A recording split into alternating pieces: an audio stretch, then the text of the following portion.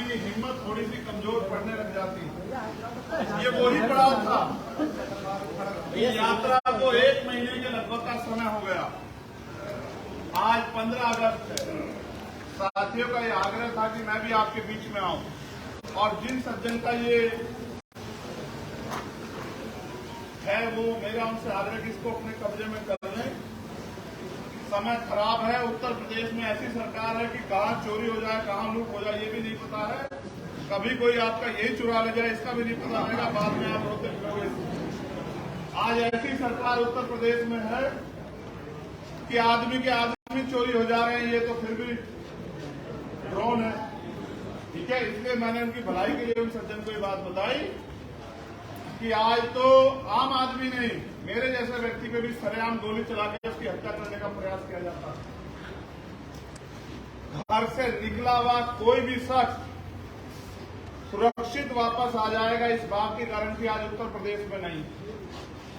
ऐसा माहौल जहां मुख्यमंत्री जी बड़े बड़े दावे करते हैं कानून व्यवस्था के, वहीं इस देश के शोषित वर्गों में स्पेशली चाहे दलित हो, पिछड़े वर्ग के हों, मुसलमान हो, आदिवासी हो, जैन हो, सिख हो, बौद्ध हो, ईसाई हो, महिलाएं हो, किसान हो, मजदूर हो, आज उनके हक अधिकारों पर डाका पड़ रहा है। इस डाके को रोकने के लिए जहां उत्तर प्रदेश में सब लोग चुप हैं और अन्याय को होते हुए देख रहे हैं, वहीं भीम आर्मी आजाद समाज पार्टी और कुछ ऐसे संगठन, चाहे वो किसान संगठन हो या मजदूर संगठन हो, वो इस हक की आवाज को, अधिकारों की लड़ाई को मजबूत करने का काम कर रहे हैं। ऐसे में वो सभी साथी जो साइकिल यात्रा में शामिल हुए, मैं उनका दिल की गहराई से धन्यवाद देता हूं। और अगर 24 घंटे की कॉल पे इतने सारे लोग इकट्ठे हो जाते हैं और इतनी बड़ी साइकिल यात्रा निकलती है, तो वो तमाम साथी जो यहाँ मंडल के हैं, जिले के हैं, प्रदेश कमेटी के हैं, सेक्टर कमेटी के हैं, विधानसभा कमेटी के हैं या बूथ कमेटी के हैं, वो सब लोग बधाई के पात्र हैं। उन सब के लिए तालियां जो है बजानी। लेकिन क्या हमारी लड़ाई पूरी हो गई? क्या हम लोग अपनी लड़ाई जीत गए? अभी तो लड़ाई शुरू भी नहीं हुई। हमें थोड़ी सी समझदारी दिखा के अपने काम को मजबूत करना। हमारे बीच हमारे बहुत ही सम्मानित जावेद भाई, हिजाब भाई, जावेद अख्तर जी, जो देहरादून से मेरे पुराने साथी, वो भी आगे, मैं उनसे भी आग्रह करूंगा कि वो भी यहाँ आ जाए। मेरा ऐसा मानना है कि हम परिवार के रूप में इस अन्याय का जवाब भी देंगे और अपनी ताकत बना के यहाँ के लोगों के लिए काम करने में भी सफल होंगे, ऐसा भी मेरा मानना है। मैंने देखा कि पसीना चल रहा था, सूर्य आपकी परीक्षा ले रहा था। रास्तों का क्या कहना, सड़क में गड्ढे हैं या गड्ढों में सड़क है, कुछ कह नहीं सकते। फिर भी मैंने ऐसे बहादुर साथी देखे, ना मोटरसाइकिल पे बैठे, ना गाड़ी में बैठे, ना साइकिल पे बैठे, वो लगातार दौड़ते रहे। मैं ऐसे साथियों के हौसले को और मजबूत करता हूं, उनसे ये आग्रह करता हूं कि जब तक आपके पास राजनीतिक शक्ति नहीं आएगी, आपको ऐसे ही दौड़ना पड़ेगा। और जिस दिन आपके पास राजनीतिक शक्ति आ जाएगी, उस दिन के बाद आपको कहीं दौड़ना नहीं पड़ेगा। जहां जो आपका काम कर सकता है, वो दौड़ के आपके घर आके बताएगा या अपने ऑफिस में आपका बैठ के इंतजार करेगा कि बताइए आपकी समस्या क्या है। मेरे लिए आपका काम, आपका प्यार, ये सबसे बड़ा है। इस मंच पर जो उपस्थित साथी हैं, हमारे सीनियर साथी बोकाडिया जी, हमारे डॉक्टर बजपाल जी, हमारे सम्मानित जिलाध्यक्ष जी, हरिओम जी, प्रशांत सागर जी, रोहित सागर जी, भाई महक सिंह जी, भाई रजत जी, भाई साजिद जी, अमित कसाना जी,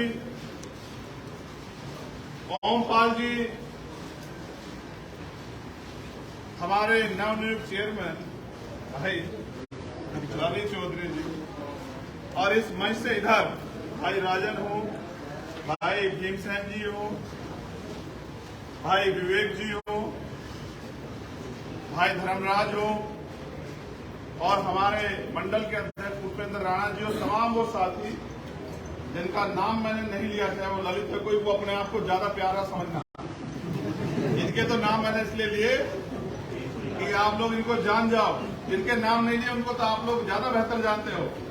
तो मैं सभी साथियों का धन्यवाद करता हूँ। गर्मी बहुत है, मैं आपसे जो भी कहना चाहता हूँ, हमारे किसान यूनियन के साथी बैठे हैं उनका भी बहुत बहुत धन्यवाद, लेकिन मैं उनको भी ये कहना चाहता हूँ कि हर सरकार के आगे आप दफ्तरों में फाइल लेके खड़े रहते हैं। सरकारें बदलती, आपकी समस्याएं नहीं बदलती। आपको अपनी समस्या का पूर्ण अगर हल चाहिए तो अब किसान बन के आगे के समय में वोट करना, ना जाति पे करना, ना धर्म पे करना, ना किसी और चीज पे करना, किसान बन के वोट करना, आपकी समस्याएं हल हो जाएगी, मेरा आपसे वादा।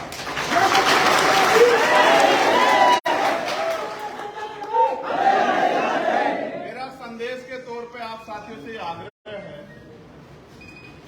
कि जो पंपलेट अभी आपको यहाँ दिया गया है, उस पंपलेट को आप खुद भी पढ़ें और उस पंपलेट को लेके गांव बस्तियों में भी जाएं। जब आप गरीब की औलादे जाके काम करने, मेहनत करने काम करेंगी, अपनी ताकत बनाने काम करेगी, तो इस क्षेत्र में जो पैसे वाले लोग रहते हैं, ताकतवर लोग रहते हैं, वो आपका रास्ता रोकने का काम जरूर करेंगे। और क्योंकि वो साजिश कर सकते हैं, आपके आगे मेहनत नहीं कर सकते, आपकी मेहनत का मुकाबला नहीं कर सकते, उस समय आपकी समझदारी ही आपको आगे बढ़ाएगी।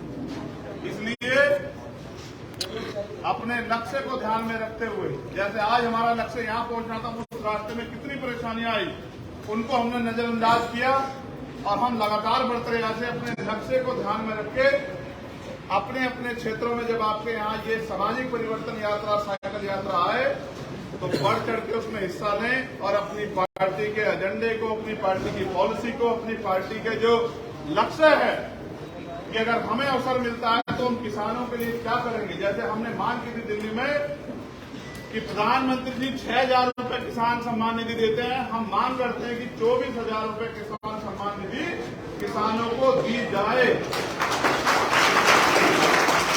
जैसे हमने ये मांग की कि इस देश में 52% पिछड़े वर्ग के लोग रहते हैं, जिनकी आबादी 52% से ज्यादा है, उनकी हिस्सेदारी 27% नहीं हो सकती है। इसलिए हमने मांग की कि जिसकी इतनी संख्या भारी, उसकी उतनी हिस्सेदारी। इस बात को ध्यान में रखते हुए 52% लोगों को, उनको भी उनकी हिस्सेदारी देने का सरकार काम करे। उसके साथ साथ मैं किसान भाइयों से पूछना चाहता हूं, क्या मुफ्त बिजली मिल रही है? क्या किसानों की आय दोगुनी हुई? क्या नौजवानों को रोजगार मिला? क्या महंगाई कम हुई? क्या सरकार के आने पे जुल्म ज्यादती बंद हुई? क्या धर्म के आधार पर जो अन्याय हो रहा है वो बंद हुआ? क्या आपको अच्छी शिक्षा मिल रही है?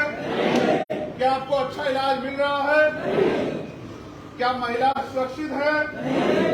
जब कुछ भी नहीं है तो आप इन सरकारों के भरोसे क्यों बैठे हो? आपकी एकता ही इन सरकारों को मुंह तोड़ जवाब दे सकती है। इसलिए मैं इस मंच के माध्यम से, जब हम जाति तोड़ो समाज जोड़ो की बात कर रहे हैं, तो मैं आपसे कहना चाहता हूं कि जातियों का बंधन तोड़ के इस देश के कमजोर वर्ग के लोग आपको देख के एकजुट हों, तो सबसे पहले अपने क्षेत्र में दलित, पिछड़े, आदिवासी, जैन, सिख, बौद्ध, मुसलमान, ईसाई, सिख, इन सब लोगों को एकजुट करने का काम करो, भाईचारा पैदा करो। आप ये जानते हैं कि हमारी समस्याएं एक है, अगर हमने भाईचारा पैदा कर लिया तो हमारी समस्याओं का इलाज होगा। अगर हमने भाईचारा पैदा नहीं किया तो हमारा इलाज होगा। हमें रास्ता चुनना है। आज इस देश में सारे सरकारी उपक्रम खत्म हो रहे हैं। जैसे सरकारी उपक्रम खत्म हो जाएंगे, मैं अपने लोगों से पूछना चाहता हूं, जो दलित पिछड़े वर्ग के लोग हैं, आपके बच्चों को सरकारी दफ्तरों में कौन बैठने देगा? कहां पुलिस की भर्ती आएगी? कहां टीचर की भर्ती आएगी? कहां पटवारी की, सेक्रेटरी की भर्ती आएगी? कहां 4th क्लास, 2nd क्लास की भर्ती आएगी? कैसे आपके बच्चे डॉक्टर, इंजीनियर, IAS, IPS बनेंगे? कैसे आपके बच्चे प्रोफेसर बनेंगे? और जब आपका व्यक्ति कुर्सी पर नहीं बैठा होगा, जैसे आज के हालात हैं, तो आपकी समस्या को कौन सुनेगा, आपके आंसू कौन पूछेगा, आपका दुख कौन दूर करेगा, आपकी लड़ाई कौन लड़ेगा, आपके लिए आवाज कौन उठाएगा, इसकी जिम्मेदारी आपके पास है। आप अपनी समस्या को भी समझो और उसके समाधान को भी समझो। इस देश में बाबा साहब अम्बेडकर के द्वारा जो वोट का अधिकार दिया है, इससे ही आपकी जिंदगी में परिवर्तन होगा। इसके अलावा आप कुछ भी कर लो, किसी के पैर पकड़ लो, किसी के पैर छू लो, किसी की जय जयकार कर लो, जब तक राजनीतिक शक्ति आपके हाथ में नहीं आएगी, तब तक किसी गरीब का भला नहीं हो सकता इस प्रदेश में, ना ही देश में। ये बात आपको समझनी पड़ेगी। आपको 70 साल से ज्यादा लोकतंत्र आए हुए हैं। अगर आप मेहनत मजदूरी नहीं करोगे तो आपके घर में रोटी नहीं आएगी। सरकार झूठे वादे करती है, आपका पैसा लेती है, आपको लूटने का काम करती है, आवाज उठाने पे आपको डंडे से पीटने का काम करती है। चाहे वो बिजली विभाग के लोग हों, चाहे वो एजुकेशन विभाग के लोग हों, चाहे वो सफाई कर्मचारी हों, चाहे वो आशा बहनें हों, चाहे वो आंगनबाड़ी कार्यकर्ता हों, चाहे वो वकील हों, नौजवान हो, अगर अपने अधिकार के लिए कोई गया है तो सरकार ने उनकी बात सुनने के बजाय उनको पीटने का काम किया है। ऐसी निगम्य सरकार को आपको भी वोट की चोट से जवाब देके अपने हाथों को मजबूत करना। आज हम तुम्हारे साथ हैं। ये बताओ, हम तुम्हारे साथ हैं। भाई मैं तो संघर्ष, मेरे संघर्ष में कभी नजर आती है तुम्हें? आप ये बताओ, ये धर्मेंद्र जी बहुत जोर जोर से कह रहे हैं कि भैया तुम संघर्ष करो। आप बताओ मैं कम संघर्ष कर रहा हूं? इससे ज्यादा कितना संघर्ष करूं? भाई मैं तो गोली लगने के बाद भी घर नहीं बैठा, और मुझे ये भी नहीं पता कि अगला एक हफ्ता मैं जीऊंगा नहीं जीऊंगा। मुझे तो इस बात का भी नहीं पता। जब मैं आपकी आवाज उठाता हूं तो जो लोग आपको गुलाम समझते हैं उनके मन में बड़ी पीड़ा होती है। हमारे यहाँ कहते हैं कि उनकी छाती पे सांप लौट जाता है। उनको ये लगता है जिनको हम डंडे से जिनकी खाल खींच रहे हैं। कल ये लोग हमारे सामने सम्मान का जीवन जिएंगे। इनको जीवन जीने के लिए कौन प्रेरित कर रहा है? इस आवाज को खत्म कर दो। इसलिए वो लोग मुझ पर गोली चलाते हैं। मैं उनकी सीबीआई इनकम टैक्स से नहीं डरता हूं, मैं उनके एनआईए की जांच से नहीं डरता हूं, मैं उनके झूठे मुकदमे और जेल से नहीं डरता हूं। इसलिए उनके पास आखिरी रास्ता है कि वो मेरा मुंह बंद कर दे, इसलिए मेरे ऊपर गोली चलाते हैं। मगर मैं ये जानता हूं कि जिसके इतने प्यार करने वाले भाई हों, जिसकी इतनी प्यार करने वाली बहनें हों, जिसके इतने प्यार करने वाले साथी हों, दुश्मन की कोई गोली उसका सीना करनी नहीं। मैं तो एक बात जानता हूं कि जब जिस कुदरत ने मुझे जिंदगी दी है और जब तक जिस काम के लिए उसने मुझे पैदा किया, जब तक वो पूरा नहीं होता, आप गोली छोड़ो, मेरे सीने पे बम भी मार देना, वो बम भी डिफ्यूज हो जाएगा। ना तो चंद्रशेखर आजाद कभी डरा, ना कभी डरेगा, ना ही डर के जिएगा। अगर आप ये सोचो कि इस राजतंत्र में, ये राजतंत्र इसलिए कह रहा हूं जबकि लोकतंत्र है, कि यहाँ पैसे वाले लोग ही राजनीति करते हैं, चुनाव लोग लड़ने के लिए करोड़ों रुपए की जरूरत है, वहां आपका जिनके पास पंखे भी पूरे ना हो, जिनके पास कुर्सियां भी पूरी ना हो, उनकी पार्टी कैसे आगे बढ़ेगी? ये जिम्मेदारी आपके कंधों पर है। एक तरफ पैसे वाले लोग हैं जो हमारे लोगों को खरीदने का काम करेंगे, हमारे लोगों को बाजार में जाके बताने का काम करेंगे कि वो बिकाऊ लोग हैं, और एक तरफ आप गरीब लोग हैं जो मेहनत कर रहे हैं। आपको ये तय करना है कि आपके एक एक वोट, पहले नगीना का, फिर उत्तर प्रदेश का, और फिर आने वाले कुछ सालों में इस देश का भविष्य बदलने का काम करेगी। आपको इस बात का ध्यान रखना है। ये लड़ाई आपकी मेरी नहीं है, ये लड़ाई उन लोगों की है जो आने वाली पीढ़ियां इस उम्मीद में है कि हमारे लोग हमारे देश में हमारे लिए अधिकार छोड़कर जाएंगे। आज जिस तरह से भारतीय संविधान को खतरा है, आज जिस तरह से भारतीय संविधान के होते मजाक उड़ाया जा रहा है, इस समय आपकी आवाज की सबसे ज्यादा जरूरत है। मैं अपने अधिकारी कर्मचारियों का भी बहुत बहुत धन्यवाद देता हूं, उनका सहयोग हमें हमेशा मिलता रहता है। और कुछ ऐसे भी साथी हैं जो पर्दे के पीछे से हमारी बड़ी मदद करते हैं। मैं उन सब भाइयों का दिल की गहराई से धन्यवाद देता हूं जो इसी पंडाल में मौजूद है, और उनके नाम भी लोग नहीं जानते, लेकिन वो बहुत मेहनत करते हैं। मेरी लड़ाई बात एक है कि आप अपने पैरों पे खड़े हो जाओ, आप अपनी जिम्मेदारी, अपने अधिकार को समझ लो, और अपने अधिकार, जो आपके अधिकार लोगों ने छीन रखे हैं, उनको छीनने के लिए संघर्ष करो। और ये लोकतंत्र है, संघर्ष करने के लिए आपको कोई तलवार भाला नहीं उठाना है, कोई बंदूक नहीं चलानी है, अपने पक्ष में ईवीएम का बटन दबाना है। मुझसे लोग ये भी कह रहे हैं कि साहब आपके लोग आपके साथ रहेंगे लेकिन ईवीएम से हरा देंगे। तो मैंने उनसे ये कहा कि एक बार हमारे लोग तैयार हो जाए, इस ईवीएम का भी इलाज हम लोग जल्दी कर देंगे। आप लोग